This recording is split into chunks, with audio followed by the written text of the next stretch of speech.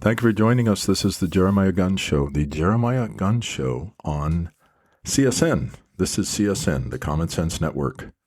It's time for common sense. We're part of the ISI broadcasting system, which is broadcasting to the resistance, to the true rebels with a cause, the patriots, the Minutemen, the real men who are trying to save our country, like Charlie Kirk tried. This program's dedicated to Charlie Kirk, and we are the true sons of liberty from behind enemy lines in this civil war that never ended. Never ended. This is a continuation of a series called The True Race in Black and White.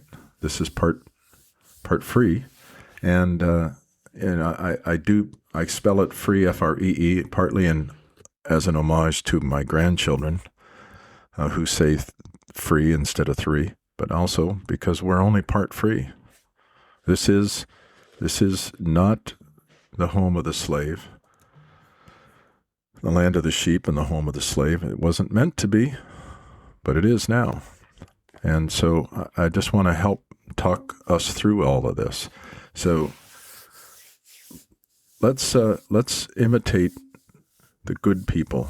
Let's choose this day who we will serve. Choose you this day who we will serve. Martin Luther King said, "We may have come in different ships, but we're all in the same boat now." We may have come in different ships, but we're all in the same boat now. That's for sure. That's for sure. You know, I used to every time I took Martin Luther King's Day off, and I took it off every year, I would put that little quote on my door. And some people thought it was funny. Like this woman, I guess she was an architect. She was from India. And she's, "Oh, Gerard, that is so funny. That is so funny what you put on your door." I said, "Is it really funny? I don't think it's funny. Think about why you're here. Think about this country. Think about what it means. Think about our heroes, not our zeros, not the ones we elect." So, you know, we're behind enemy lines in civil war. And why pretend that we're fighting for our ancestors, whether Democrat slaves or Republican soldiers, when we can actually be one right now? You can actually participate in this. And don't talk about reparations. Don't talk about the 14th Amendment. Don't talk about the Civil Rights Act of 1865, not 1965. The Democrats made it necessary, I guess, to keep fighting the Civil War and to keep perpetuating it. But, you know, if you're an African American, if you're Black American, you need to think about what your ancestors would really think of you. And same thing if you're white, whether you would have been a Republican or a Democrat in that existential battle that's still going on. So, you know, there's a complacency problem that we have here that Martin Luther King talked about. And let me see if I can pull that up and talk about it. But the opposite of complacency is responsibility. And there's one of these motivational posters that shows Martin Luther King, and it says, "Complacency, a nation or civilization that continues to produce soft-minded men purchases its own spiritual death on the installment plan." So Viktor Frankl, who was he was put into a death camp. He said there's only two races, decent and indecent. So this all comes down to choose who you will serve. Choose who you're going to serve. And if liberty and freedom are not the same thing. Liberty and freedom are not, you know, when you talk about responsibility, it was kind of the opposite of liberty. The guy who said there are only two races, decent and indecent, he said that we really need to have a statue of responsibility on our other coast. He actually suggested San Francisco. Very interesting. And have a statue of responsibility, because you can't just have just liberty. Liberty and freedom are two different things. Yeah, we gave, the Democrats would say, yeah, we gave liberty to the blacks, but we didn't give them freedom. They're two different things. Freedom is, liberty just means you're not a slave anymore. And that didn't really, just not being a slave anymore didn't really help the slaves. They had to have freedom. And so the Republicans fought and died for it.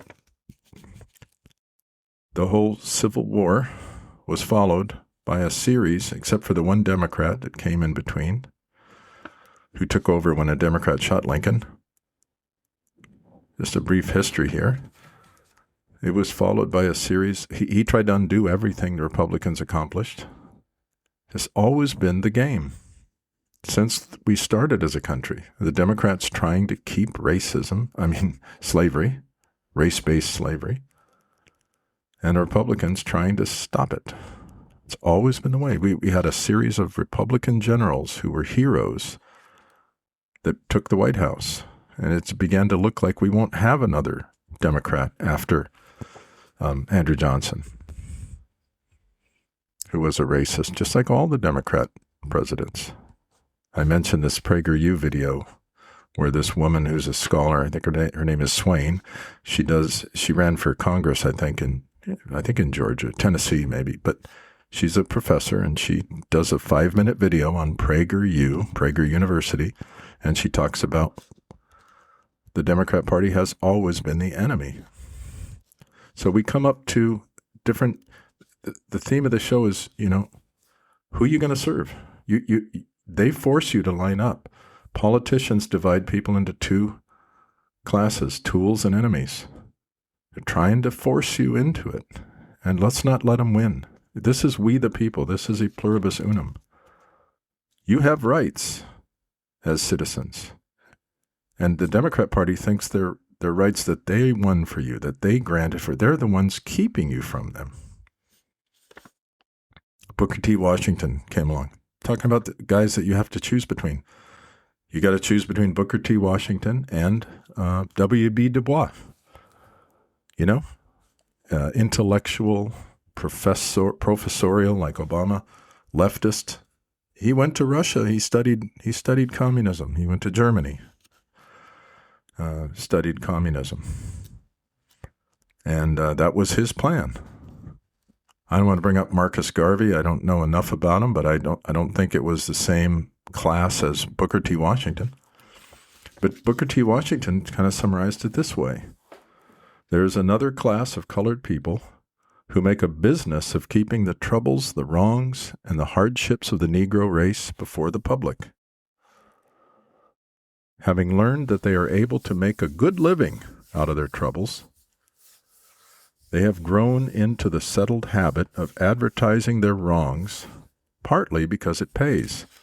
Some of these people do not want the Negro to lose his grievances because they do not want to lose their jobs.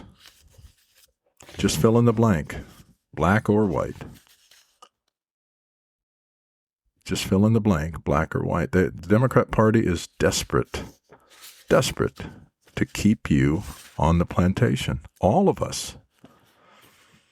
And they have these House N-words that come along and make a living off of it.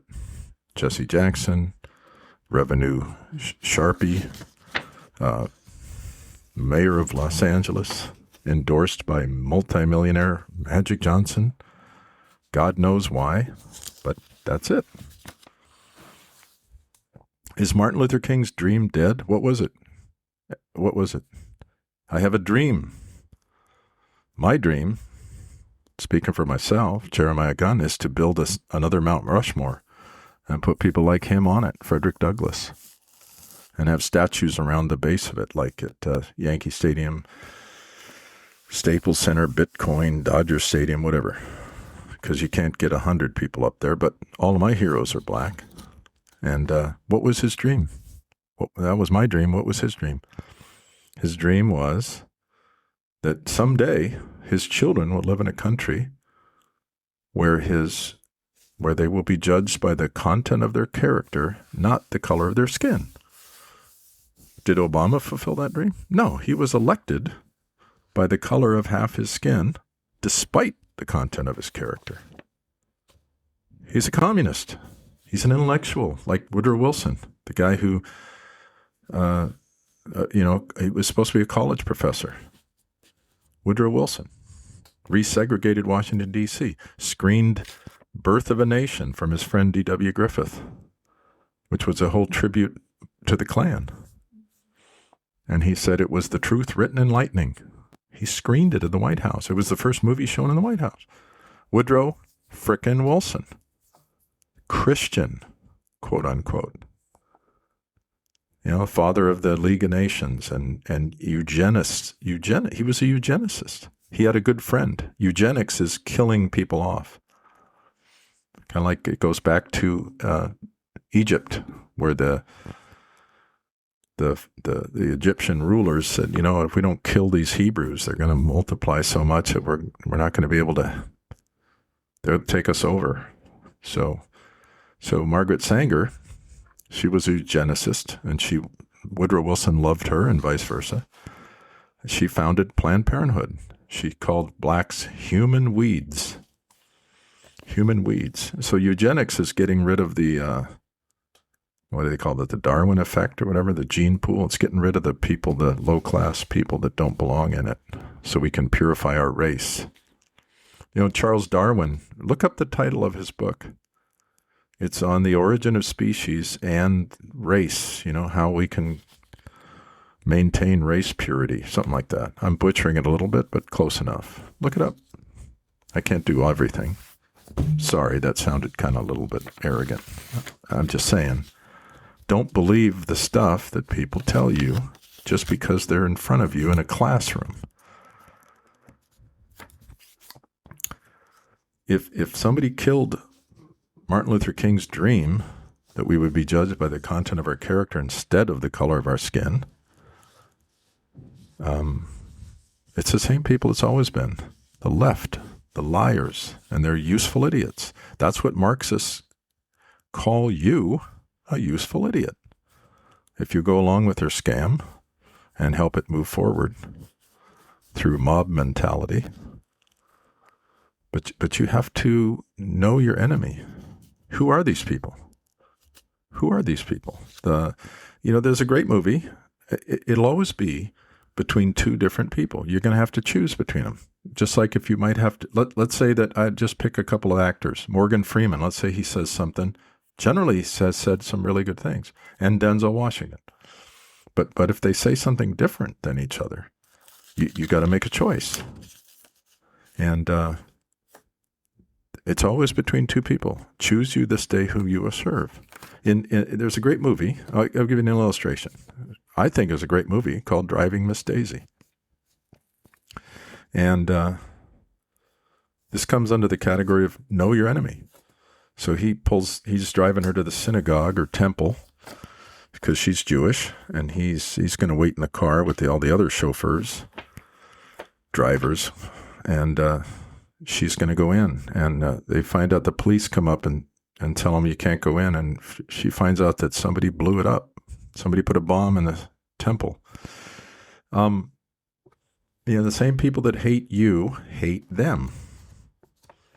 And we can talk about it later. There's an interesting relationship between Jews and blacks in America.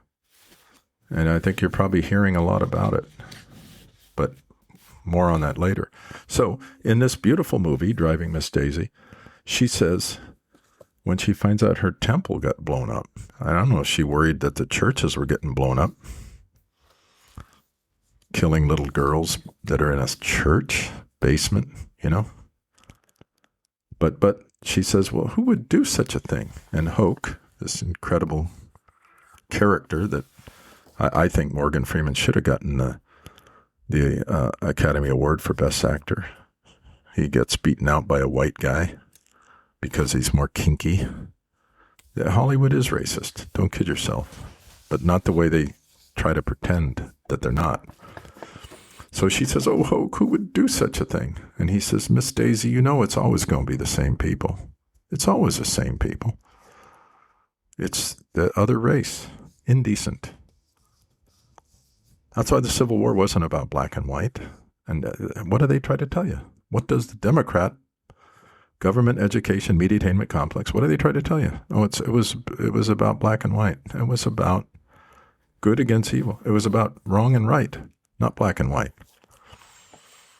So we got to stop the ignorance.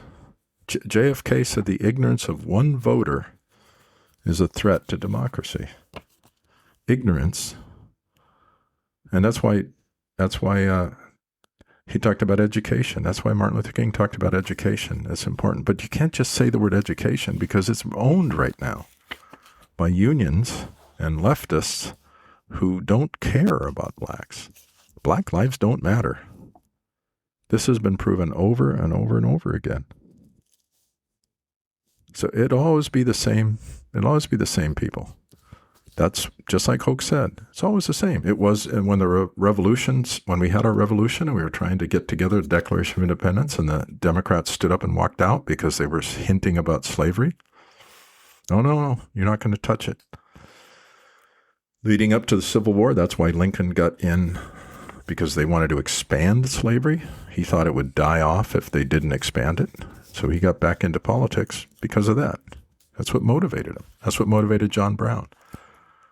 The Democrats trying to keep this thing going. So they did it in the Revolution. They did it leading up to the Civil War. They did it in the Civil War, and they did it after the Civil War. And they kept it going, ex post facto slavery, for another 100 years. And the message of the show is to both of us. Whenever I say us, it's U.S. All of us. E pluribus unum, out of many, one. One race, Americans. Stop the insanity. The United States, it's called the United States. Who's dividing it? Again. Marxists. Blue states, blue no matter who, say they don't have to listen to the federal government. We'll run the country. We'll run all the citizens that are under us, inside our borders. It's them versus us. It's not e pluribus unum. It's they, them versus us. It's not one race, the American race. That's my message to both of us. And to blacks, stop being tools. Stop being useful idiots. House N-words on the Democrat Marxist plantation. Let us reason together. That's what God said to man. Come, let us reason together. Can we do that? Let us get together. And the way you do that is you know your enemy and you realize the lie. I said before, I like the word ignorance because it has the root ignore. It doesn't mean you're uneducated. Some of these people are PhDs, like I think Cornell West, and say the stupidest things you ever heard. Things George Orwell said, there are some ideas so ridiculous only an intellectual would believe them. And so they say things like that are not only not true, but not even possible. Like, what are they saying? In the CRT and things like that, that blacks started the Underground Railroad themselves and ran it. Impossible. Impossible without whites. That there were things called race riots after the Civil War. Yeah, well, I read about a lot of them. Yeah, you know what they called a race riot? Black Republicans were trying to have a meeting. Let's take Louisiana, for example.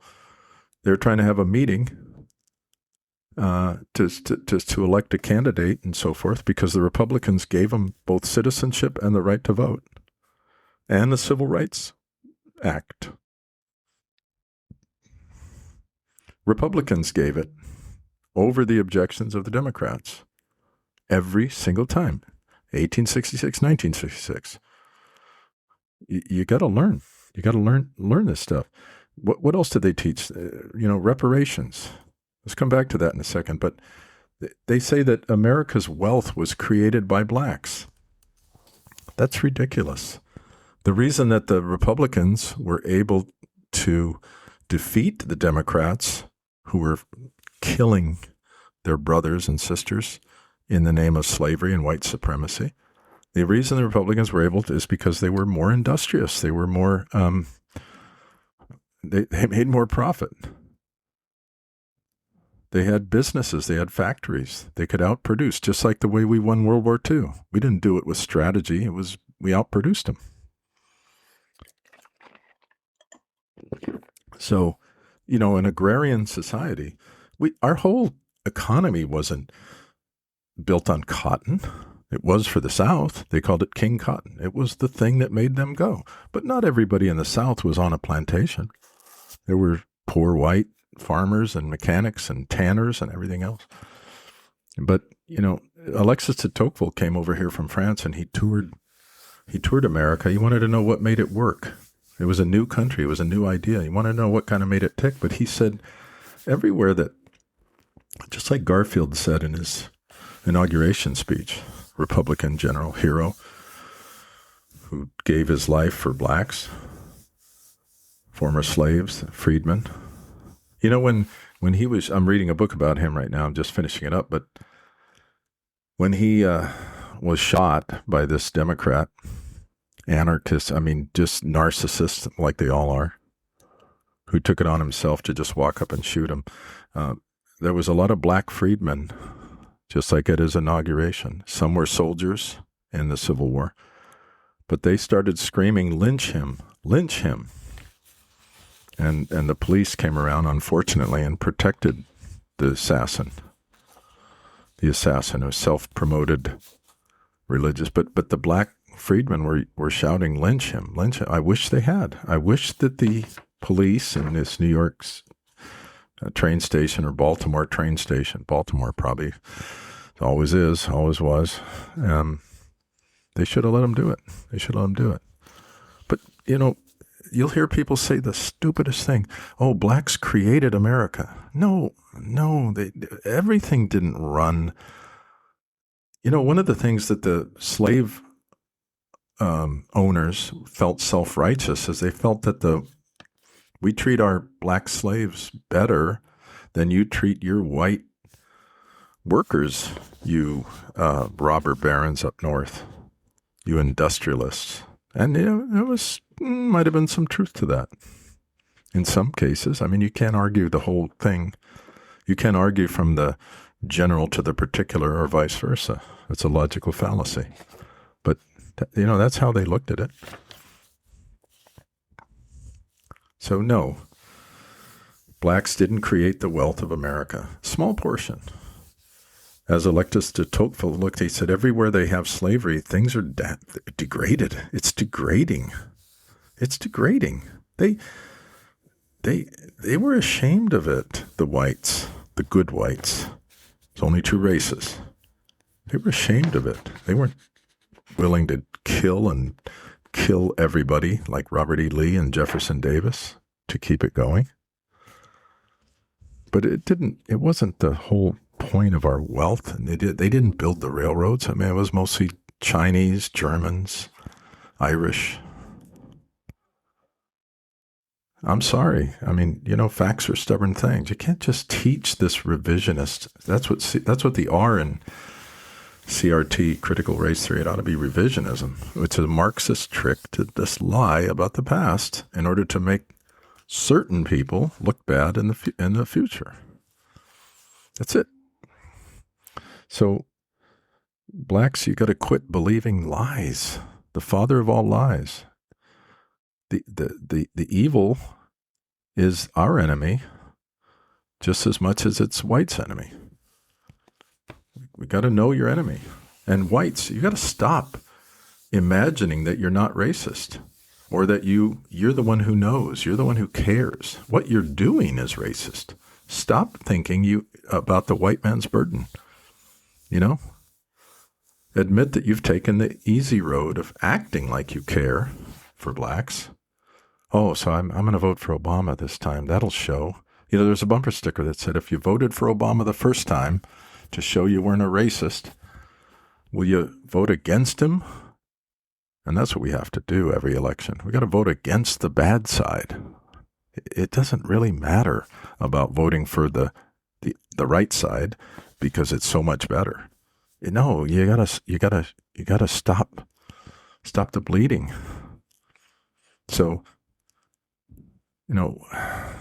white people. Yep. Okay. So what the bumper stickers say: if you voted for him the first time to prove you weren't prejudiced or racist, will you vote against him this time to prove you're not an idiot? He was not qualified to be president. And I was talking to another coach. I used to coach high school basketball for years, and I was talking to this coach of the baseball team or something like this. I said, people think I hate it. It's so simplistic. I think, who was it? Carl Jung said that people don't think. They don't think. It's because it's so much easier to just judge. You got to think. You got to think. That's what the quotes on the last show were talking about. You got to think. You got to use your head. You got to think for yourself, like Malcolm X said. I said, I don't hate Obama. I hate him. But I don't hate him because he's half white or because he's half black. It's because he's all red. Red is communism. We grew up with the saying, better dead than red. He was a communist. He was a Marxist, and he can dance around it all he wants. But it's simple. It's simple to prove. So why? It's like the O.J. principle. Why does the first guy to get that honor of being the first quote-unquote black, Morgan Freeman said he was the first mixed race president. Right. I resented him being called black. He was raised by white communists in white privilege. But all of a sudden he's black, just like Colin Kaepernick, whose dad took off on his baby mama, left her just as stupid and silly as Obama's mother was. And probably the family said, hey, don't get involved in that with that guy. He's no good as a father to your children. So all these people where their black dad took off. Obama's dad was a bigamist. That means he had more than one wife. Same with Ben Carson, but different outcome. That's why you got to decide. You're going to follow Ben Carson or are you going to follow Obama? Just as an example. But these go on and on and on. Just like they say, people used to ride two horses, one foot on each horse in the circus and go round and round and round the three-ring circus. But when the horses start pulling apart, if they're not in unison, if they're the divided states of America, then you got to decide which horse you're on. So you got to decide between Ben Carson, who had the same upbringing that Obama did, that Colin Kaepernick had, that Kamala Harris had, and just, he had no right to play the race card the way he did. He was raised in white privilege. I was talking to a guy, a stupid young college graduate at work. Oh, Obama, he had a single mother and he rose up to me. I said, do you have any idea what you're talking about? You have no idea what you're talking about. I said, he was raised in white privilege. He went to the finest, most elite prep school in Hawaii. He was kind of raised by his white grandparents who were communists, who introduced him to communists in San Francisco area. Sound familiar? And he went to Occidental College, which is an elitist, leftist college. And then I think he went to Harvard, and he was made head of the law review, But don't ask what he taught. Don't ask what he thinks. No. They paid money to bury that. So I told him, I said, he says, really? Yeah. Why don't you stop, listening to something you heard in college or 15 minutes ago or on The View or on the Clinton News Network, the Crescent News Network? Why don't you just do what Malcolm X begged us to do, is learn. Learn, baby, learn. Just stop being so lazy. So you white people, quit imagining that you're not racist or that you care about black. You don't care about black people. You don't care at all. You don't. But, you play the game that they've set up. And don't treat them like they're, a monolith. Oh, the blacks this. But when you say that and you mean Whoopi Goldberg instead of God, anybody great. Thomas Sowell, Larry Elder, Robert Woodson. We could go on and on and on and on with great, great black heroes. Clarence Thomas. Do you mean Clarence Thomas or do you mean Juwanzi Jackson 5, who doesn't know what a woman is because she's not a biologist? But Biden chose her because he wants little brown girls to be able to realize they can be on SCOTUS someday. Yeah, if you have an idiot in the White House and idiots in Congress, yeah, you can get somebody on SCOTUS who says they don't know what a woman is and who dances around at the Grammys when they're complaining about ICE, a federal constitutional authority. So just stop, be ashamed if you're a Democrat, black or white. Be ashamed. A congressman tried to he introduced a bill to get rid of that name. It doesn't mean anything. It never did. What does it mean? It means that the people, Democrat, people rule. Yeah, okay, so are you saying that every other party doesn't let people vote for their leaders? What does it mean? It might as well say that the sky is up party. We're called the water is wet party. It doesn't mean a damn thing. And it's been such a horrible nightmare since we started in 1776, when they walked out, when we threatened their precious slavery. And when they came back and they created the country, and then they started the Civil War. And then they kept the Civil War going for 100 years. It is the worst legacy of horror. It's almost impossible to name a good Democrat. I think Grover Cleveland, maybe Truman, maybe JFK. I don't know. But the rest of them have been the enemies domestic. White people, stop with this idea the black community is a monolith. Bozo Biden, and that's spelled Buydin, Biden. He said whatever people wanted to hear, whatever his handlers told him to say to get ahead. What a despicable, filthy, lying, ambitious nightmare that guy is. And a racist, like you wouldn't believe, as Trump would put it. And he said, blacks are more monolith than your Hispanics, your browns. Really? You don't think, I heard a black guy time said, a monolith means it's just, they're all together. They all stick together. And for years and years and years, I wondered, why do they vote Democrat? What is up with that? Malcolm X explained it pretty well. What are you doing? Why are you following the plantation masters? They hoodwinked you. They hoodwinked you in the hood with their hood on. And you're just doing it, going for it. Don't you want to know your history of your ancestors?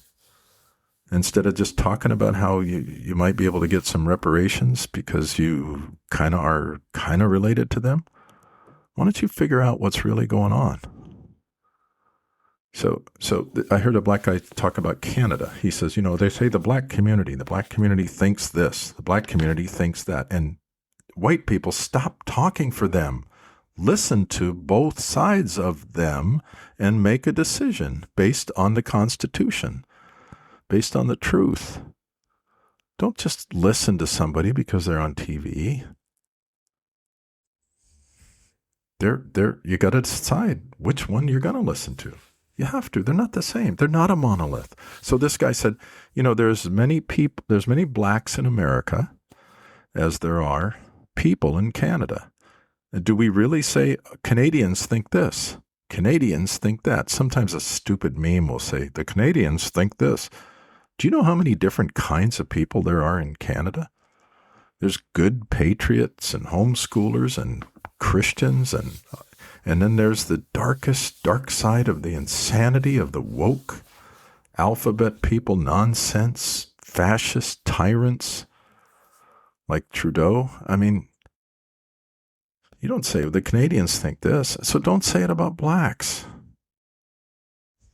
The internet is filled. I just saw one the other day. A black guy goes to a mostly white, I guess it's a school board hearing or city council, and he says, I'm not a victim. I'm not a victocrat. Stop it. Stop making decisions and acting like this. It's called white man's burden. It's attributed to Charles Dickens from a story there, a poem that he wrote, The White Man's Burden. Well, we got to take care of these poor blacks, browns, fill in the blank.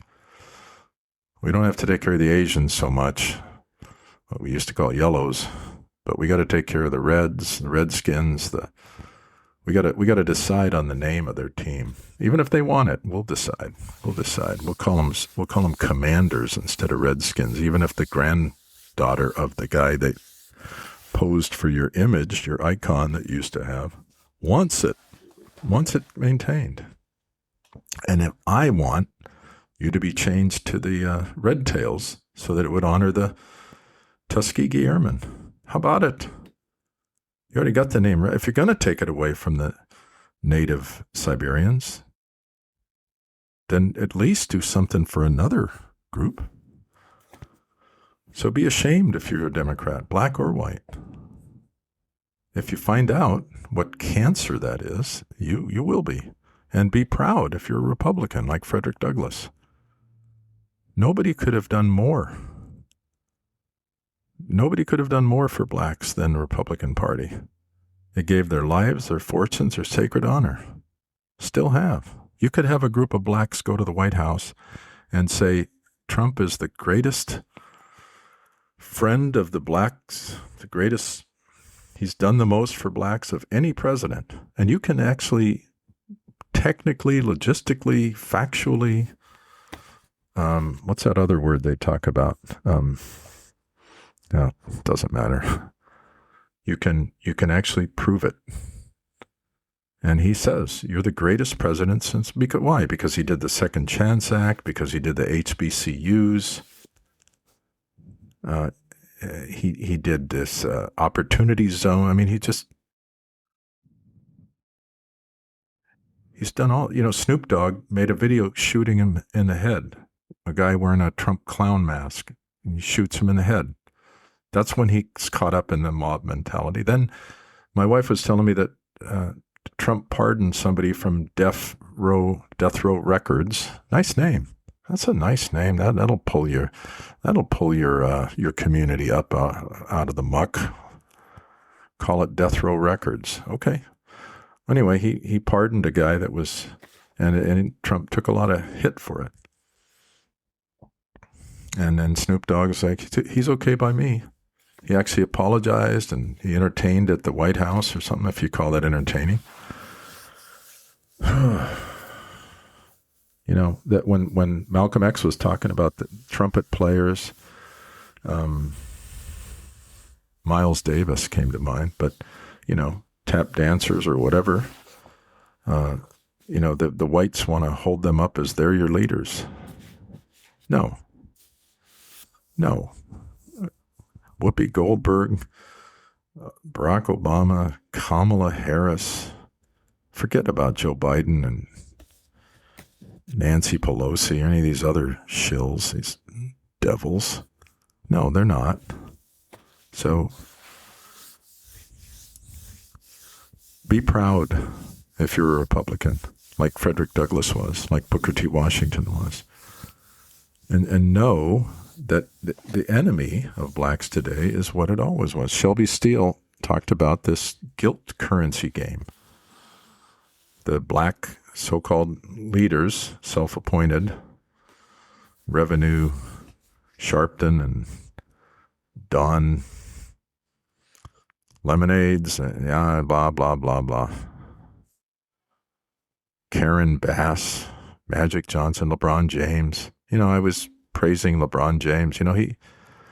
What'd he do? He said, well, we'll talk about him later, but when the George Floyd riots took off and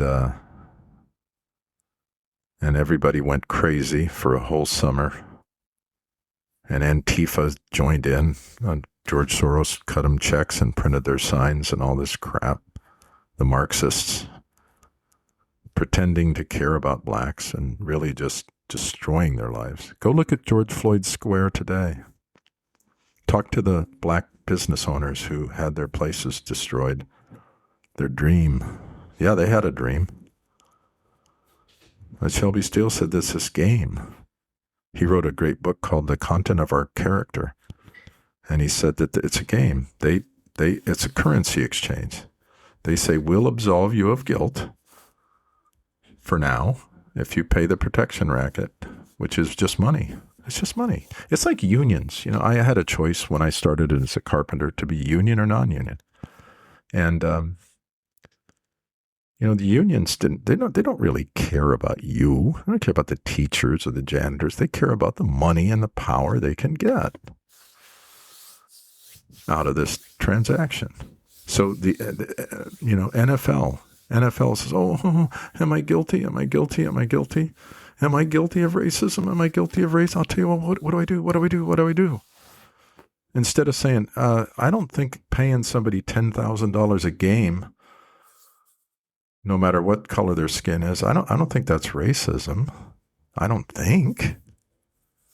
But then these guys take a knee because Colin frickin' Kaepernick said they should. Again, one of these half-breeds whose daddy took off on baby mama and left, and now he's got to act out to show that he's black. With what? With the monolith? Or with the other? Colonel West, Tim Scott, Byron Donalds, Wesley Hunt, J.C. Watts. He was a football player. He didn't take a knee. Took a bullet, probably. You devils, you fools. Stop with that stuff. So the head, you white people, the head of, was it Roger Goodell? I don't know. The head of National Football League. What does he do? He says, we'll end racism in the end zone. Oh, what else? It takes all of us. Some snake oil salesman consultant made a bunch of money. They were probably white. To say, well, we'll end racism in the end zone. How's that? But then, they had a chance. I wrote to them and I told them, you got this team called the Redskins. Now, the Redskins, the real Redskins, they don't want the name changed. Read about that. All of these Indian tribes that, they'll have a poster in their office that says, be proud you're an Indian. They want, they're suing a school in New York because the whites who are going to go do the white man's burden, they want to, they want to, fix it. So the Cleveland Indians for 150 years or whatever, and now all of a sudden they're the Guardians, which is named after some Art Deco statues that are famous on some bridge that date back to the early years of the automotive industry or some crap. Okay, the Guardians. Okay, good. Yeah, that's about as clever as the Raptors or the Pelicans. Whatever. Do you know what the New Orleans used to be called? The Jazz. Hello? Is this thing on? They move them to Utah, and they keep. How much jazz is there in Utah? And then this white head of the NBA says, "We'll call them the Pelicans because that's the bird of." Who the hell wants to be called a pelican when you could have been called Jazz? Who do we think that Jazz was honoring? That like Shelby Steele said, that was black people's gift to America, to the world, from that area of LSU, New Orleans, right? So there's only two races, decent and indecent. That's it. So you're going to have to choose you this day who you will serve.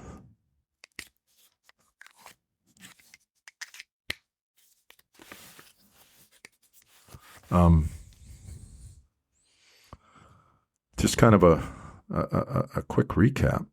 This is the moment of truth. You got two people you got to choose from: liars, racists, or people that love the truth. This is the moment of truth.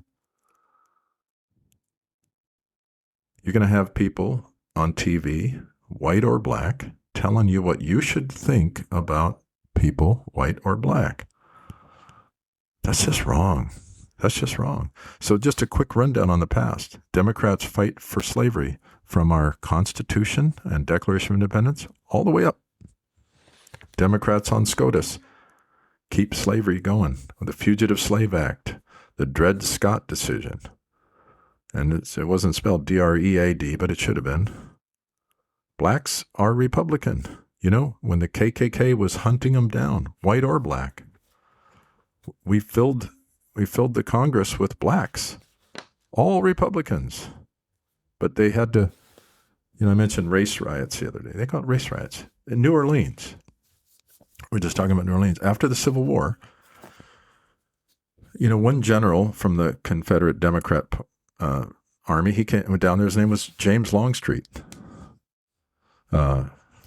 Longstreet. I don't know, it was Peter. Anyway, he goes down there and he kind of learned to love Lincoln, and he saw what was going on. What did they do? The Democrat Party, they had the police in Louisiana wearing Confederate uniforms. They just were wearing their Confederate uniforms because when a Democrat shot Lincoln, a Democrat took over. He was a racist, white supremacist, and he didn't care too much about Reconstruction. So the Republican blacks are trying to have this meeting, and the whites, Democrat whites, Democrats, not whites, they they lit the church on fire, and as they ran out, they shot them. And they reported in the paper as a race riot. That's not a race riot. A race riot is when one race starts, and it makes them feel better to call it that, but that's not what it is. This Jeremiah Gunn Show will continue next time. Thank you for listening. Thank you. Jeremiah Gunn Show, signing off.